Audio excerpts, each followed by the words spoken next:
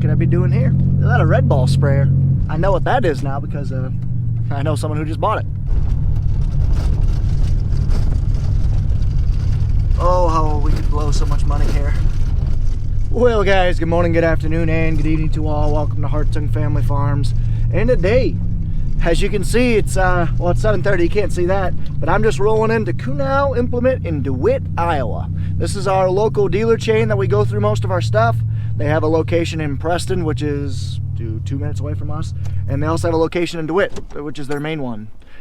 And that is where they work on sprayers. And coincidentally, we needed a sprayer that needed to be worked on. I'll walk around it in a bit, but I'm here to go pick it up and bring it home. It is mid-April. We need to get that thing ready to roll. And they did a bunch of stuff for us that we didn't have time to do. So let's go take a look at it. There she is.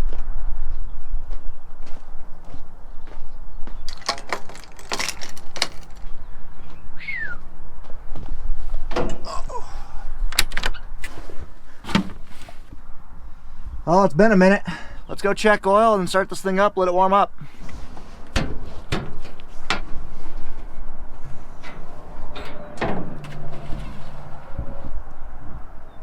Yep, that's oil. Sprayers are so wonky to move around. Small doorway, high up in the air, because I know like manufacturers can only build stuff so tall just for, you know, transporting down road and everything like that. So like a sprayer has to sit up tall once you have your tires on, just so you can clear the ground. But it also makes it challenging to, you know, fit a wide enough opening for a big guy like me or a tall guy like me.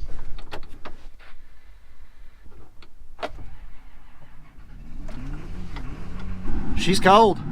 I'll let her warm up for a little bit. Well, Peter doesn't like me, or he hasn't even gotten here yet and doesn't want to be bothered. Which I wouldn't blame him for either one. So let's walk around and show you guys what's going on. So just so you know, Kunal Implement has, they basically had the time, so we were like, hey, do you want to just go through our sprayer and service it? We just don't have the time with having us having to rebuild our planter, us not having a shop to be able to do all this stuff. Basically like, hey, you guys know what you're doing. We've never done it before. Why don't you guys just do it? So it worked out. They changed the hubs, the hub oil, the engine oil, the hydraulic oil, because it's a hydrostat system and it has like 40 or 50 gallons of oil in there. Changed all that. I don't want to know the price of that. As well as the gear increaser, which is essentially the transmission oil. So they did a bunch of servicing for us, which is good. So let's walk around it, see what else is going on. I know they fixed the poor winterization technique that I had. I basically forgot to flip a valve when I winterized it. Cracked out a couple fittings because the antifreeze wasn't able to circle through the whole system. It broke the electric part and the manual part, which that couldn't have been cheap, probably a couple grand. Yeah, don't want to be around Pat when he gets a bill for that. That's my bad. And now it's good to go, so now I'll take this thing home because we gotta get it ready to go for spring. I'm hoping next week I'll be spraying. I think I know that person's combine. So here's what they fixed. Brand new valve, brand new electric valve. So this is your sparge or your recirculation. So when I winterized it, I had this valve closed. Shouldn't have been closed. Should have been open, that allowed, you know, basically just the antifreeze to circle through the whole system. Yep, that's my bad. That's a very expensive my bad. Looks like they greased everything too, so. Hey, thanks guys. Man, I might be ready to roll then. We'll be really happy if they grease the boom. That'll make me really, really happy. I doubt they did, but. Oh, no way, they did. Cool. Yeah, they greased everything. They went above and beyond. I didn't even ask them to do that. Appreciate it, guys. They got a lot of cool stuff on the lot, that's for sure. A couple nice new tractors, quad track, new baler. Oh, speaking of new hay equipment, we actually just bought some new hay equipment. Guess in the comments down below. Not gonna show you guys for a little bit because I don't know if I'll have time to walk around it for a while, but I'll show you once it gets closer to hay season. And if you guys see it in the video, be sure to comment down below when you see it. Well, that'd be a nice grapple bucket. And look at that. Hydraulic cylinders are protected. That's an interesting idea. All right, let's make like a herd of geese and let's get the flock out of here.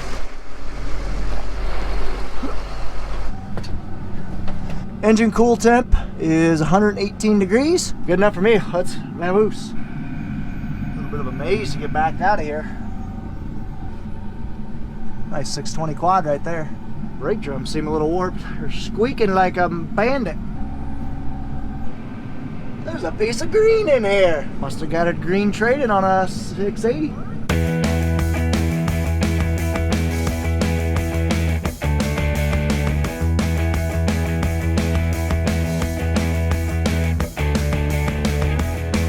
guys want to see a big dairy? That's a big dairy. Shoot, they got 3 milk tankers just sitting there. Huh? I don't know how many cows they're milking now. It's well over 1,500, I think. These guys run a tight ship. Back in the day, we used to do all their chopping back when my Uncle Jerry was around, but then when he passed away, he started slowing down and passed away. These guys got bigger and got their own chopper. We still help them out on occasion, but pretty cool operation, that's for sure.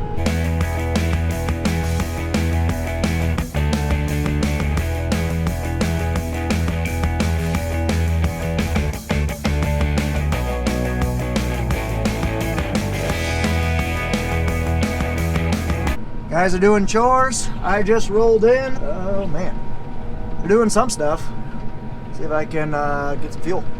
Get hydrospotter is ready to go. Looks like they're gonna clean up combines today. I'm gonna fuel this thing up. Just rolled in with the sprayer, got filled up. Pat didn't want to put the whole tank of fuel in for some reason, so he didn't, so I didn't. Just got off the phone with the tech that helped us out here. So gave me some kind of pointers and whatnot to look for, so I appreciated that. So now I'll go see what's going on. Now you do see this, but not too often. Guys still delivering their grain to town on a gravity wagon. 4440 with a nice chrome stack. I think I know whose that was. There's 2 kids in there. Huh, awesome. 2 loads of beans. Let's go check in on the planter rebuild. So talking with Pat, they had 14 rows done yesterday as of like, oh, I don't even know. So it looks like they only have about 6 rows left. Hi Max. Hi buddy. They're using that cool new light that I got. So cool, looks like we're almost done with the rebuild. Here's what we're doing. This is your disc opener. This is what actually opens up the trench. Put your seat in. After so often they wire down. You can't tell, but the edge, it's much thicker and it's a little bit bigger than this one right here. So new versus old. And they replaced them right here. It goes underneath your gauge wheel. The gauge wheel right here sets your depth and it's underneath them. Cool. And Pat's changed the tire right here that we found that was bad on the trailer. Put new tires on. Pat's changing tires. Just got them both put on. New tires put on the rims. I'm gonna go help Nathan feed cattle.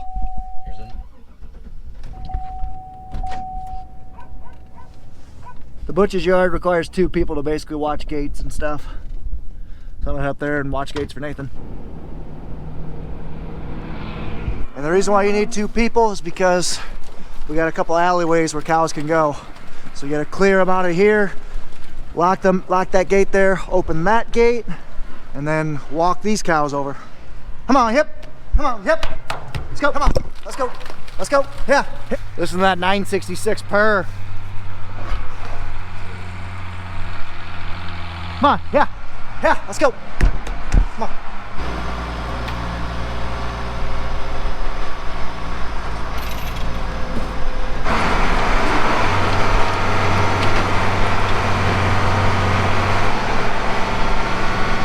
Feeding cows.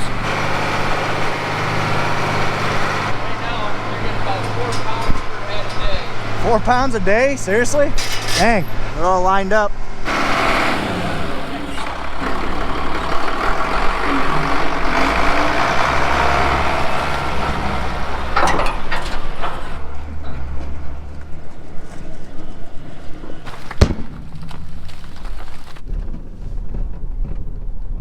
Hi Max. Okay, bye Max. Oh, and before I forget, I have a new channel partner for the for the 2022 planting season. The company behind Source, Sound Ag. Card of this video right here where we actually tested out their product last year, had phenomenal results. 40-50 bushel per acre gain, which like I said, astronomical. I don't think that it was all due to that, but I think a big part of that was due to this product right here. It kept the plant green longer, especially during the drought, which actually caught some late rains, which really boosted the yield and kept the stand phenomenal. I mean, the stand was amazing. So we decided to partner with them. So they gave us a sample to try out for corn and soybeans. So we're gonna be planting them this year. We're gonna be putting some fungicide on soybeans for the first time ever this year, as well as some fungicide additive on corn. Because these are basically, these go in with the fungicide to help unlock nitrogen and basically boost yield. So I cannot wait to use them more. And it's gonna be exciting. Look what the cat just drug in. What are you doing with the bale on? One at a time, bring them down. Every time you come down to pull on hydrants, you're gonna bring a bale down? I only got about 80 of them to bring. Where are you yipping at, Max? There you go, man. Set it like right here. That's good. That's good. The old bale truck still works. We're looking to sell it if anyone's interested. I got it listed on Facebook Marketplace. I think we're asking $6,000 for it. Truck and everything.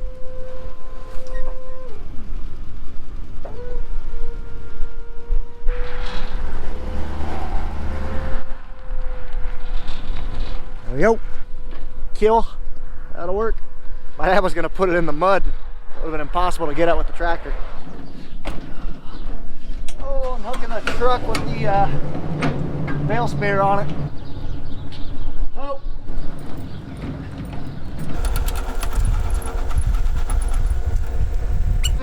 Pull it up with a shop.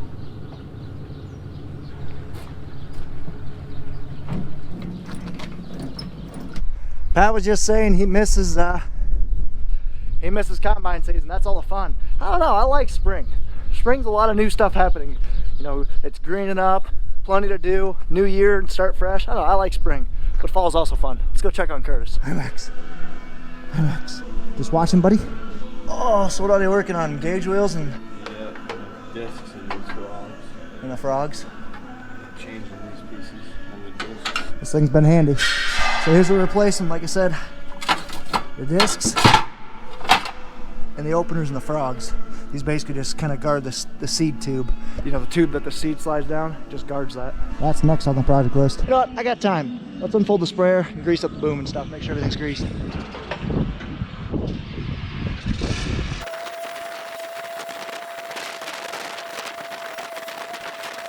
So with every moving joint, for the most part, at least especially the older sprayers, they needed to have it greasable because, I mean, every time it moves, if you didn't grease it, it'd be metal on metal. So this sprayer's got a lot of grease points. So like right here, you got your pin. So front and back of the cylinder needs to be greased. And then you got a 3-bar linkage, basically that this folds in and out like you guys just saw. So it needs to be greased here, here, and here. So 5 grease points on each end of the boom. And then a pile of grease points back here. So you got here, 2 of them underneath here, 2 on the cylinder, everything on the kind of the thing that brings the boom up and down, and then on the suspension. So let's get to greasing. Hey, shocker, my mic mount cracked again. Where it's at? Right there. Ay.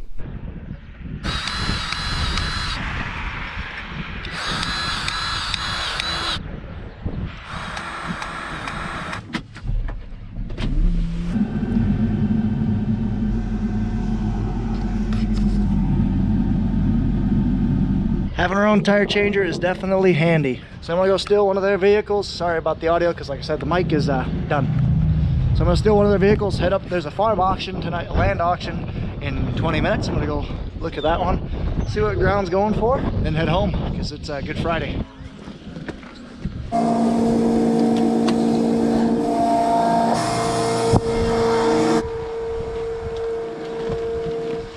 Cows. Filling up with some gas right now, and we'll head to that land auction. Oh yeah, I did forget to say, Pat was definitely right in telling me not to fill it up so full of the sprayer, because we're gonna be changing the tires on that. We don't need an extra 1,000 pounds of diesel if we don't need to have it. So I filled it up to like half to 2/3, probably too full, but oh well, it is what it is. Land auction we go. I guess Big Blue is just now blue because we got rid of Little Blue. No, I lied, we still have Little Blue. My dad has Little Blue, and that's Big Blue. Big Blue is itching to get putting on some gas and running some smoke. Hi Mom, hi Mom. Let's head to the auction. 85, 85, 85, 85, what you get? 85, 85, 85. 15, what you get? 55, 55, 60, 55, 16, 16. Oof, so that auction, the ground went for $16,000 an acre on 151 acres.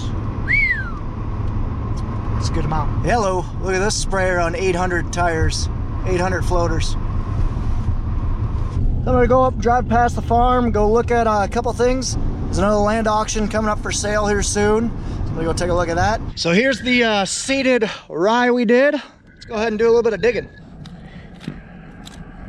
So there's the rye. It's just sprouting. Kind of see it's swelling up, I should say. It's not sprouting yet, but there's the rye. And no big washes, so that's the biggest part. Because when we tear up the ground or disc it up and seed it down, you definitely don't want any heavy rains that would really affect and kind of cut out your waterways, and instead of that smooth level waterway which you want, it'll start cutting a rut through it before you even get your grass established. We don't want that. So I think we're good.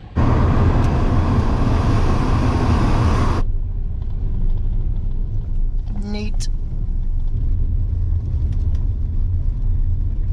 I'm back where I started today, just with more worse audio. I'm leaving this truck here because my car's here. I just have 2 vehicles down here, so I'm going to take one home, and then when Crystal and I come up for Good Friday kind of fish fry, it's a tradition in my dad's side of the family.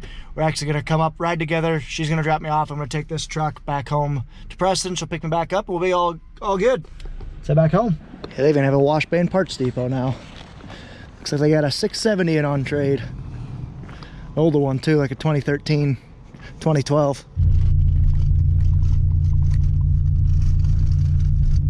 Fuel.